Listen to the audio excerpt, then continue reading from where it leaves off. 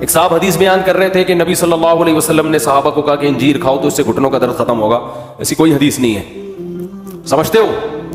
ایک نے کہا کہ حدیث میں آتا ہے کہ صبح نہار منہ شہد کھانے سے یہ فائدہ ہوتا ہے, تو ایسا بھی کچھ نہیں ہے.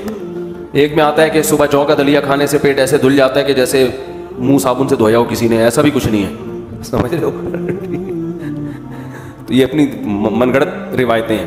ہاں, اسلام نے کچھ بیسک اصول طب کے ضرور بیان کیے ہیں, بیسک اصول ضرور بیان کیے ہیں, اور وہ ایسے اصول ہیں جو حکیم بھی مانتے ہیں اور ڈاکٹر بھی مانتے ہیں. وہ اصول بیان کیے, اس پر میرا ایک مستقل بیان ہو چکا ہے اسلام اور صحت کے عنوان سے. وہ اصول میں 2 منٹ میں جلدی سے بات کو سمیٹ کے ختم کرتا ہوں. وہ اصول میں بنیادی چیز یہ ہے کہ اللہ پیغمبروں کے لیے جس غذا کی سلیکشن کرتا ہے, جس لائف اسٹائل کی سلیکشن کرتا ہے, وہ کبھی بھی نیچر کے خلاف نہیں ہوتی, وہ کبھی بھی انسانی صحت کے لیے نقصان دہ نہیں ہو سکتی. تو یہ ہو نہیں سکتا کہ پیغمبر ایسی چیزیں کھائیں جو صحت کے لیے نقصان دہ ہو. سمجھتے ہو, پیغمبر کا طرز زندگی ایسا ہو جو صحت کے لیے نقصان دہ ہو نہیں سکتا.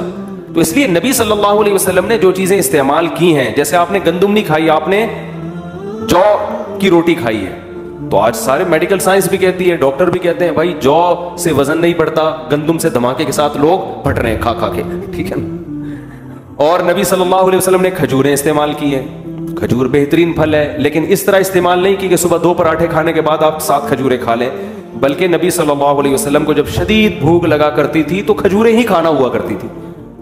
آج جو کھجوریں کھائی جا رہی ہیں وہ تو فائدے کے بجائے نقصان دے رہی ہیں. آپ پہلے پورا کھانا کھاتے ہو, پوری بریانی پھوڑی آپ نے, اس کے بعد آپ 8 دانے کھجور کے بھی کھا رہے ہو, 9 دانے کے بھی. طاق عدد میں کھانا سنت ہے, ٹھیک ہے نا. انار کی حدیث میں آتا ہے ہر انار میں 1 دانہ جنت کا آیا ہے, تو ترغیب دی جا رہی ہے کہ پورا انار کھاؤ. تو اس میں تو 2 رائے نہیں ہے کہ اسلام نے آپ کو جو خوراکیں بتائی ہیں, قرآن میں جن خوراکوں کا تذکرہ ہے, جس طرح سے کھانے کا اسلام آپ کو حکم دے رہا ہے, اس سے بہتر کوئی ذریعہ صحت بنانے کا ہو نہیں سکتا.